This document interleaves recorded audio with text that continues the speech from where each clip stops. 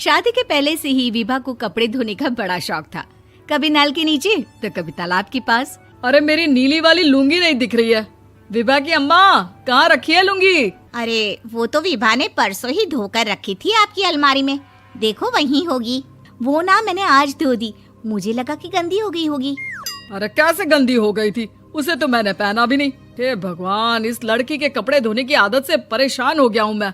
जितना तो घर में राशन नहीं आता, उससे कहीं ज्यादा डिटर्जेंट पाउडर का खर्चा है। इसकी शादी करवा दो, शादी जाए अपने घर में ही करे काम, फिर चाहे घर के कपड़े धोने हो या पूरे गांव के। हाँ ठीक बोल रही हूँ, देखता हूँ मैं कोई लड़का। वो दिन भी आ जाता है जब विभा को देखने लड़के वाले आ जाते हैं। लड़की मुझे अच्छी लगी। होने वाली सास कहती है, बेटी अगर कुछ पूछना है तो पूछ लो। वैसे तो हमारी लड़की बहुत ही शर्मीली है, जो बोल दो वो मान लेती है, इसे क्या पूछना होगा। अरे कैसी बात कर रही हो माँ, मुझे इन लोगों के घर रहना है, सवाल तो कई है। हाँ हाँ बेटा, पूछ लो ना, क्या पूछना है। आप लोगों के घर कपड़े कौन धोता है? सास का मुंह बन जाता है। देखो, अगर तुम ये कहना चाहती हो कि तुम्हें कपड़े धोने नहीं आते तो सुन लो, कपड़े मैं ही धोती हूँ, लेकिन तुम्हारे आ जाने के बाद मैं रुमाल तक नहीं धोऊंगी। अरे चुप रहना भाग्यवान, बहू बेचारी घर आई नहीं, उसे डराना शुरू कर दिया। वो क्या है ना बिटिया, अभी तक तो ये कल्लू की माँ ही धोती थी, लेकिन अब तुम्हारे पापा तो दहेज में वॉशिंग मशीन देंगे ही। तभी विभा की माँ बोल पड़ती है, सवाल भी पूछा तो क्या। वैसे भाई साहब, मशीन की तो फिर भी कपड़े धोने की कैपेसिटी होती है। मतलब जो बिटिया दे रहे हैं ना विभा, इसे कपड़े धोने का बहुत शौक है। ये आप लोगों के क्या, आस पड़ोस गांव मोहल्ले सबके कपड़े धो दे और उफ तक ना करे। बाहर देखा नहीं आपने कितने कपड़े सूख रहे हैं, सब हमारी बिटिया ने ही तो धोए हैं। बस भी करो ना माँ, शर्म आ रही इतनी तारीफ सुनकर। और तो और एक दाग निकाल कर दिखाओ तो मान जाऊं। हाँ अच्छा, माफ करना बेटा, मैंने गलत समझा, हमें तो रिश्ता बहुत पसंद है। और ऐसे जुड़ जाता है रिश्ता कपड़े धोने का शौक रखने वाली विभा का। उसकी शादी हो जाती है कोयला फैक्ट्री में काम करने वाले कल्लू के साथ। शादी के बाद अचानक विभा चिल्लाती हुई सास के पास आती है। सासू माँ, अरे सासू माँ कहाँ है आप? ये तो धोखा है, धोखा दिया आप लोगों ने मुझे। इसे ससुर के चक्कर के बारे में पता चल गया। अरे तो उसमें तुझे क्यों धोखा मिला है? अरे नल में पानी नहीं आता, कपड़े कैसे कब धुलेंगे? अच्छा, तू पानी नहीं आ रहा उसकी बात कर रही है। तो आपने क्या सोचा? कुछ नहीं। अच्छा, तेरी माँ ने कहा था कि कपड़े धोने का शौक है तुझे, याद आया मुझे। शौक बोलकर कपड़े धोने वाले मेरे जुनून को कम ना आके सासू माँ, कपड़ा धोना मेरा गुरूर है। तभी पति भी वहाँ आ जाता है। अभी मैंने इसे सनी देओल की फिल्म दिखाई है, उसी के डायलॉग मार रही है माँ। अच्छा सुन, साफ साफ बता रही हूँ, पानी सुबह 4 से 6 और शाम को 10 से 12 आता है, समझी? विभा टाइमिंग सुनकर हैरान हो जाती है। ये क्या भूतों का मोहल्ला है? सुबह 4 बजे उठकर कौन कपड़े धोता है? 4 बजे टंकी में पानी जाता है, फिर सारा दिन धोना ना, किसने मना किया? अरे कैसी बात कर रही हैं? 200 लीटर की टंकी में कितने कपड़े धो लूंगी मैं, सुबह ही उठ जाऊंगी मैं। अब क्या था, विभा सुबह 4 से लेकर रात के 12 बजे तक कपड़े ही धोती रहती। एक रोज सास पड़ोस से निकलकर कहीं जा रही होती है कि साथ वाली कहती है, हाँ कल्लू की माँ, जरा ये बताओ कि 2 साड़ी है, 2 ब्लाउज और एक पेटीकोट और एक नाड़े वाला लंबा कच्छा। हाँ तो? अरे तो क्या, कितना लोगी धुलाई ये बताओ। धोबन दिख रहे हैं हम क्या? हमारे पति सरकारी नौकरी से अभी रिटायर हुए हैं और बेटा सुपरवाइजर है कोयला फैक्ट्री में। धोबन समझ रखा है हमें? हाय रे कल्लू की अम्मा, माफ कर दो, वो तो मोहल्ले में यही सब बता रहे थे कि तुमने बहू को कपड़ा धुलवाने के काम में लगा दिया है। सास को पड़ोसन की बात सुनकर गुस्सा आ जाता है। वो घर पहुंचती है जहां घर के बाहर ही इतने सारे कपड़े सूख रहे होते हैं जितने कि किसी धोबन के घर पर। अरे ओ कल्लू की दुल्हन, बाहर निकल। माँ जी यहीं आ जाओ, बाथरूम में चादर धो रहे हैं हम। अरे अभी हम धोते हैं, तुमको बाहर निकलो। ये आस पड़ोस वाले बोल रहे हैं कि हम बहू से कपड़े धुलवा कर उसे कपड़ा धोने वाली बना दिए हैं। अरे छोड़ो ना माँ जी, किन लोगों की बातों में आती हो? आस पास के लोगों का तो काम ही होता है कि वो किसी तरह सास बहू को लड़ा दे। बहू सारे घर के कपड़े धोती है, ये क्या कम है? बोलिए। सास को भी लग जाता है कि वो बहू का ये सनकीपन नहीं छुड़वा सकती, इससे अच्छा है कि खुद ही चुप हो जाए। एक रोज सास और बहू मंदिर जाते हैं, जहाँ सास की साड़ी वहाँ खड़ी भीख मांगने वाली से मिलती है। माँ जी क्या बात है, आपकी साड़ी उस भिखारन से कितनी मिल रही है ना?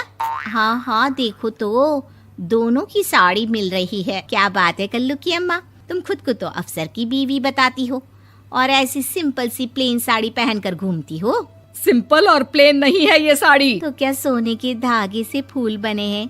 कुछ भी सासू माँ, कुछ भी।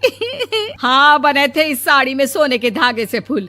मेरे पति लेकर आए थे मद्रास से स्पेशली मेरे लिए 10,000 की। ताहे भाई साहब इस भिखारन के लिए भी सेम टू सेम साड़ी लेकर आए होंगे 10,000 की। सास उस वक्त तो कुछ नहीं कहती, लेकिन बहू के साथ घर आती है और अलमारी से एल्बम निकाल कर लाती है। ये साड़ी देख रही है, ये वही साड़ी है जिसे मैंने अभी पहना था। इस साड़ी में ये जो चमकदार फूल दिख रहे हैं ना, ये सोने के धागों से काढ़े गए हैं। लेकिन तू लोकल वॉशिंग मशीन ब्रश से घिस घिस कर सारे फूलों को निकाल कर साड़ी प्लेन कर दी। मुझे माफ कर दीजिए सासू माँ। और तो और, जब मैंने तुझे तेरी गलती के लिए कुछ नहीं कहा, लेकिन तूने तो सबके सामने मेरा मजाक ही बना दिया। क्यों? बहू को समझ में आ जाता है कि अब से उसका कपड़े धोना बंद। सृष्टि बचपन से ही दिखने में सुंदर नहीं थी, लेकिन अमीर बाप की बेटी सृष्टि पर उसकी माँ जान छिड़कती। मेरी बेटी कितनी प्यारी है, भगवान सबको सृष्टि जैसी बेटी दे। सृष्टि धीरे धीरे बड़ी होती है। एक दिन सृष्टि की सहेली कहती है, तू दिखने में कितनी अजीब सी है, लेकिन मैं जानती हूँ हम सब में सबसे अच्छी शादी तो तेरी ही होगी। तेरे पापा अमीर जो है। और बता नहीं सकते यार, दहेज तो हर कोई देता है, ये क्या ज्यादा ले जाएगी अपने पति के लिए? अरे बड़े शहर में कोठी है इसके पापा की। अरे पापा की है ना, कौन सी इसकी है? इसकी होती तब तो कोई भी लड़का इससे शादी कर लेता। अरे पापा की मतलब पापा की है तो मेरी ही है ना? किसने कहा? अब तेरी तो तब होगी ना जब तेरा भाई ना हो। वैसे भी शादी के बाद सारी प्रॉपर्टी भाई के नाम होती है। सृष्टि समझ जाती है कि उसे किसी भी हालत में माँ बाप की सारी प्रॉपर्टी को अपने नाम करना है, लेकिन कैसे? एक दिन सृष्टि का भाई शीनू कहता है, बहन क्या कर रही है? तुझसे एक बात करनी है। अरे हाँ हाँ करना, मैं तो तेरी बहन हूँ। बहन, मेरी लाइफ में ना एक लड़की है, बहुत अच्छी है। मैं सोच रहा हूँ माँ और पापा से बात करूँ शादी के लिए। सृष्टि को समझ में आ जाता है कि भाई की शादी होते ही भाभी उसे एक दिन भी घर में बर्दाश्त नहीं करेगी। क्या बात है भाई, बताना कौन है वो? यार वो बहुत अच्छी लड़की है, पढ़ी लिखी है, मेरे साथ जॉब भी करती है। बस एक प्रॉब्लम है। प्रॉब्लम? क्या प्रॉब्लम है भाई? यार वो शादीशुदा है, लेकिन उसके पति ने उसे सिर्फ इसलिए छोड़ दिया क्योंकि उसके माँ बाप दहेज नहीं दे पाए। सृष्टि ये सुनकर न जाने क्यों खुश हो जाती है। अरे भाई तो क्या हुआ, लड़की तुझे तो पसंद है ना? शीनू को लगता है कि बहन उसे समझ रही है। वो इस बात से अनजान होता है कि उसकी बहन की मंशा पूरा घर हड़पने की है। सृष्टि अपनी माँ से कहती है, मम्मी मुझे तो बहुत चिंता है। पता है शीनू क्या कर रहा है? अरे क्या कर रहा है? वो तो काम पर जाता है और वापस घर आता है। नहीं ना माँ, वो यही तो नहीं कर रहा, बाकी सब कर रहा है। आपको पता है उससे प्यार है, और वो भी एक शादीशुदा लड़की से। ये क्या हो गया? मैं सोसाइटी में क्या मुंह दिखाऊंगी? अरे तेरे पापा तो यही कहेंगे कि मैंने ही उसे बिगाड़ दिया है। माँ देखो, मेरी बात मानो, पापा पर भी विश्वास करने की जरूरत नहीं है। अब आप ही बताओ, पापा इतनी देर घर के बाहर रहते हैं क्यों? बोलो। अरे बेटा वो तो नौकरी करते हैं ना। तू बहुत भोली है माँ। पापा का ऑफिस तो 7 बजे खत्म हो जाता है, लेकिन देखो कितनी देर से आते हैं। अरे नहीं नहीं बेटा, ऐसी कोई बात नहीं है। सृष्टि माँ को एक औरत से बात करते पिता की फोटो दिखाती है। देखो माँ कैसे हैं पापा। मैं ना कहती थी कि पापा सही नहीं है। मैं तेरे पापा से बात करूंगी, दे फोटो मुझे। ओ माँ, वो तो डिलीट हो गई। लेकिन चल, तूने तो देख लिया ना। पापा से बाद में बात कर लेना, और हाँ, मेरा नाम बिल्कुल मत लेना, हाँ माँ। अब क्या था, सृष्टि के माँ और पिता के बीच झगड़ा होना शुरू हो जाता है। सृष्टि के मन में क्या चल रहा था कोई नहीं जानता था।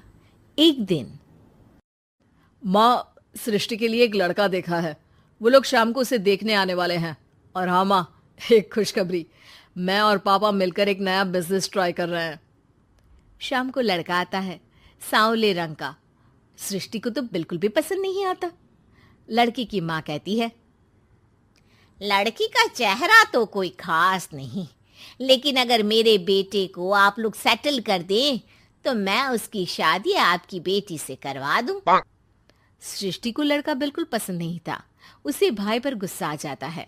लड़के वालों के जाने के बाद कहती है, माँ देखा, शीनू मेरे लिए कैसा लड़का लेकर आया, न दिखाने लायक न सुनने लायक, सेटल भी नहीं, वो भी हम करे। अरे माँ, मैं जानती हूँ ये मेरी शादी किसी भी घर में क्यों करवाना चाहता है। अरे कैसी बात कर रही है बहन, तूने तो देखा ना, लड़के को मैंने ही मना कर दिया तुझसे शादी के लिए। जिसने लड़का बताया था उसने उसकी बहुत तारीफ की थी।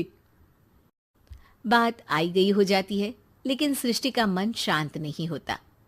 क्या करूं, कुछ समझ में नहीं आ रहा। मेरी शादी हो गई तो ये लोग पूरी प्रॉपर्टी शीनू के नाम कर देंगे, मेरे हाथ तो कुछ लगेगा ही नहीं।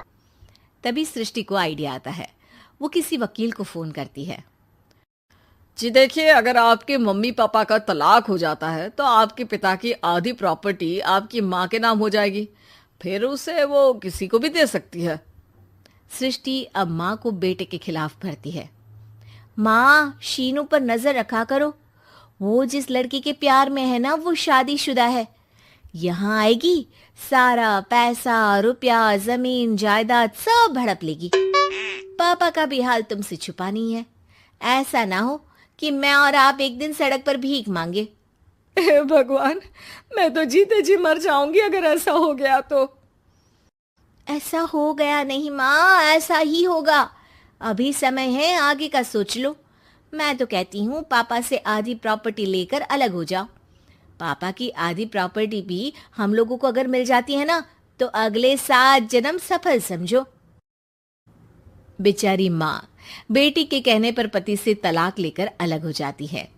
सृष्टि अब पैसों से गाड़ी और अपने दूसरे महंगे शौक पूरे करने लगी।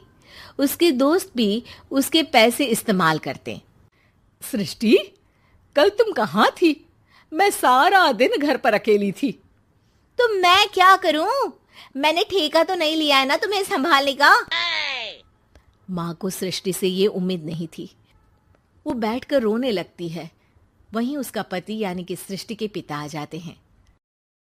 मैं जानता था कि तुम्हारा यही हाल होगा, तो आपने मुझे रोका क्यों नहीं? मैं रोकता तो तुम रुकती क्या? सृष्टि के कहने पर तुमने मुझ पर अपने बेटे पर शक किया, लेकिन तुम ये भूल गई कि कैसे हम दोनों ने मिलकर जीवन में इतना सब खड़ा किया। माँ पति के गले लग जाती है। मुझे माफ कर दीजिए, मैंने आपकी कमाई का एक बड़ा हिस्सा गवा दिया। कोई बात नहीं, तुम साथ हो तो मैं ऐसी 7 प्रॉपर्टी खड़ी कर दूंगा। तभी वहां सृष्टि आ जाती है रोते हुए। माँ, मयंक ने मुझे छोड़ दिया। वो बोल रहा था जब तक मेरे पास पैसे थे तब तक ही वो मेरे साथ था। पापा, माँ, मुझे माफ कर दीजिए।